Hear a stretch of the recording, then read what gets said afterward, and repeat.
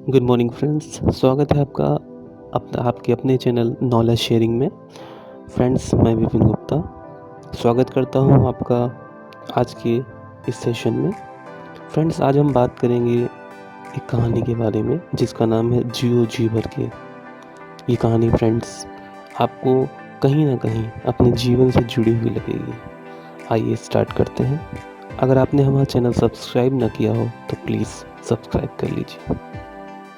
Friends, चलिए start करते हैं। फ्रेंड्स, बहुत समय पहले की बात है। एक गिलहरी एक पेड़ पर रहती थी और वो गिलहरी दिन रात इधर से उधर से इधर कूदती रहती थी। गिलहरी की आदत ही वही होती है। फिर उसके बाद उस गिलहरी का जो परिवार था उसमें एक छोटा सा गिलहरी का बच्चा गिलहरियों को यह करते हुए देखकर बहुत ही ज़्यादा सोच में पड़ जाता था। अपनी माँ से पूछता था कि मम्मा, ये क्यों ऐसा होता है कि गिलहरियाँ इधर से उधर हम लोग टहलते रहते हैं। हम लोग अपना भोजन स्टोर क्यों नहीं कर लेते,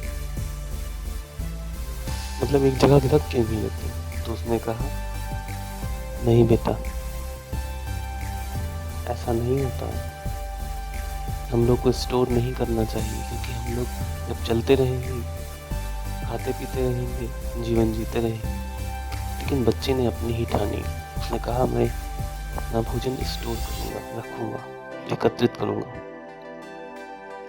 सारी गिलहरियाँ पेड़ों पर नट्स वगैरह जो भी खाने की चीज़ें होती थी, बर्ड्स, फ्लावर्स के बचे हुए पार्ट्स जो भी होते थे, वो खाती थी। लेकिन जो नीचे गिर जाते थे वो कोई नहीं उठाता था। तो जब ऊपर का कम हो जाता था, नीचे ज़्यादा गिर जाते थे, तो गिलहरियाँ खाना बंद करके बैठ जाती थी, या जब बहुत ज़रूरी होता तभी नीचे उतरती थी। थोड़ा डर भी लगता है। गिलहरी थोड़ा शाई नेचर की होती है, शर्मीले स्वभाव की होती है, बहुत देखते भाग जाती है, उछंकल होती है। तो ऐसे ही करके धीरे धीरे उस बच्चे ने देखा कि क्यों ना नीचे का उठाया जाए। तो उसने एक पेड़ की खो जैसी गुफा जैसी होती है, वहाँ पर उसने अपनी चीज़ों को इकट्ठा करना स्टार्ट किया। इकट्ठा करता रहा। बहुत गहरी थी वो, बढ़ता रहता। वो दिन भर खाता भी, इधर उधर घूमता भी, लेकिन इकट्ठा करने में उसका ध्यान ज़्यादा रहता। और गिलहरियाँ जब खेलती तो वो उनके साथ कम ही खेलता। माँ की बताई हुई बात को नहीं फॉलो किया उसने और कोशिश करी कि वो इकट्ठा करता। समय बीतता गया, 1 साल, 2 साल, 3 साल। एक समय ऐसा आया कि वो जो बहुत बड़ी सी पेड़ की खो थी वो काफ़ी भर गई। अब होता क्या रहा कि जब वो काफ़ी भर गई तो वो जो गिलहरी का बच्चा इधर से उधर जाता था, जब उसका ध्यान केवल उठाने और इकट्ठा करने में था, इधर उधर कूदना फांदना उसमें ज़्यादा ध्यान नहीं दिया। तो अब उसको दिक्कत ये होने लगी कि नीचे से उठा कर ले जाने में, ऊपर रखने में, उसको चढ़ने में कठिनाई होने लगी और उसके पैर में चोट लग गई और वो गिर पड़ा। गिरने के बाद वो ज़मीन पर जब गिरा तो नीचे ज़मीन में कांटा लगा हुआ था और ज़मीन में कांटा लगने की वजह से उसकी सूजन आ गई और वो पेड़ पर चढ़ने पर असफल हो। अब और गिलहरियाँ जो थी वो आराम से अपना जीवन व्यतीत कर रही थी। अब उसकी माँ उसके साथ नहीं थी, तो उसको माँ की बताई हुई बात समझ में आने लगी, क्योंकि अब वो पेड़ के ऊपर नहीं चढ़ सकता था, नीचे गिरी हुई चीज़ों को ही खा सकता था।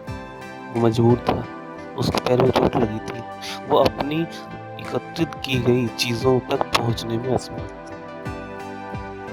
उसने जीवन के हर पल को नहीं जिया, वो इकट्ठा करता रहा अपने लिए, अपने आने वाले फ्यूचर के लिए। लेकिन उसने अपनी चीज़ों को इकट्ठा करते हुए अपने जो शरीर है, स्वास्थ्य है, उस पर ध्यान नहीं दिया। अब वो बड़ा परेशान हो गया। ज़मीन की गिरी हुई अध खाई चीज़ों को खा के रहने लगा। उसके दोस्तों ने भी उसको चढ़ने का बहुत प्रयास किया, लेकिन वो चढ़ने में असफल था। नीचे बैठकर वो उसी भरी हुई गुफा को देख रहा था, पेड़ की कोटरों को देख रहा था। तो उसकी एकत्रित की हुई अच्छी-अच्छी चीज़ें ऊपर ही थी। वो सोच रहा था कि काश मैं इतना मस्त ना होता इकट्ठा करने में, जितना मैंने किया, तो शायद मैं गिरता ना, शायद मुझे चोट ना लगती। उतना ही खाता, उतना ही इकट्ठा करता, जितना मुझे तुरंत की ज़रूरत थी। आने वाले समय का ध्यान में करके मुझे बहुत ज़्यादा इकट्ठा नहीं करना चाहिए था। उसको अपनी बात पर पश्चाताप होने लगा और उसको अपनी माँ की बात याद आने लगी कि जीवन को जीते रहो।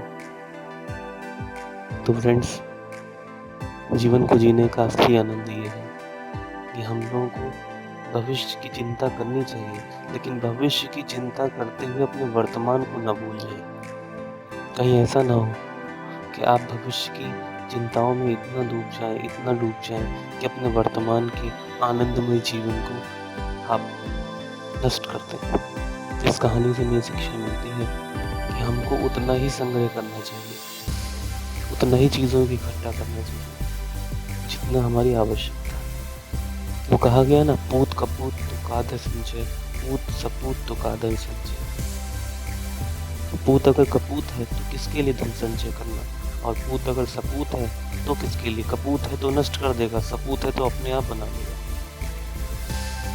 ठीक इसी तरीके से हमको जीवन में उन्हीं चीज़ों को संग्रहित करना चाहिए जो हमारे त्वरित के काम आ सके। आगे आने वाली लंबी जीवन की इस लड़ाई के लिए आगे आने वाली चीज़ों को हम संयोजित करके रखेंगे, संगठित करके रखेंगे, तो कहीं न कहीं वह हमारे लिए हमारी असफलता ही सिद्ध होगी। फ्रेंड्स, ऐसा ही दौर हम लोगों ने लॉकडाउन में देखा। कई लोगों ने इतना-इतना खाद्यान्न, इतना-इतना अनाज, इतनी-इतनी चीज़ें, फूड्स इकट्ठा कर लिया। ऐसा लग रहा है कि जैसे लॉकडाउन नहीं हो रहा है, कोई बहुत बड़ा एक समझ लीजिए कई सालों का बंद होने का एक प्रावधान हो रहा है। अरे इंसान खाएगा तो उतना ही, वही किसी और के मुँह का निवाला बन जाता है। अगर 10 बोरी अनाज है किसी दुकान पर और एक आदमी 5 बोरी ले जा रहा है और बचा हुआ 5 बोरी 5 घरों में जा रहा है, बाकी 4 घर चले गए, तो अगर 10 बोरी 10 घरों को मिलेगा तो वो ज़्यादा फ़ायदेमंद होगा, क्योंकि 10 बोरी अगले महीने फिर आ जाए। दोस्तों, आशा करता हूँ कि आपको ये मेरी स्टोरी अच्छी लगी होगी। आज मदर्स डे है, मेरी कोशिश रहेगी कि अपनी माँ की बात मानूँ। माँ कितना भी गलत कहेगी लेकिन आपका कभी बुरा नहीं सोचेगी। एक माँ अपने बच्चे को जन्म देती है, उनका कभी बुरा नहीं चाहती। आजकल की फिल्मों में ये देखकर मुझे बहुत ही गुस्सा अवसाद आता है कि पेरेंट्स को खिलौना बता दिया जाता है। एक मूवी मैंने जल्दी में देखी थी, अगर आप लोग को पता हो तो उसका कमेंट सेक्शन में नाम बताइएगा। मैं मूवी का नाम नहीं ले रहा हूँ। उसमें एक विलन ने कहा कि पेरेंट्स ने खिलौना तोड़ दिया, तो उसने अपने पेरेंट्स को मार दिया। कितनी बेदर्द हो गई है जिंदगी, सोचकर डर सा लगता है। कहाँ जा रहे हैं हम लोग, क्या संस्कृति है। अरे जिसने तुम्हें जन्म दिया तुम उसके ना हो सके तो तुम किसके हो पाओगे। कितना घटिया मैसेज था इस मूवी का। आपको मूवी का नाम याद आ रहा हो तो कमेंट सेक्शन में जरूर आंसर दीजिएगा। अपनी बात को मैं यहीं पर रोकता हूँ। हंसते रहिए, खेलते रहिए और दिल से मुस्कुराते रहिए। दुख सबके सामने आता है, हमारे सामने भी है, आपके सामने।